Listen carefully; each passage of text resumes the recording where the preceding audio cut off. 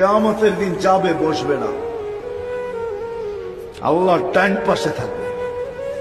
যদি আমার কথা আপনাদের বুঝে আসে, বসবে না। আল্লাহ বলবে কেন বসেন না?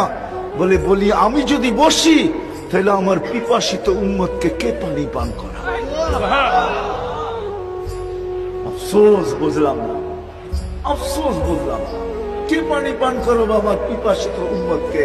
আমি তো ওয়াদা দিয়ে আসছি, মাওঈদুকুমুল হাউজ, উম্মতকে বলে আসছি হাউজে কাউসারের কাছে দেখা হবে, আমি নিজ হাতে পানি পান করাবো, আর পান করায় বলবো লা তাজমান বাদাহা আবাদা, আর কোনোদিন তোমার পিপাসা লাগবে না।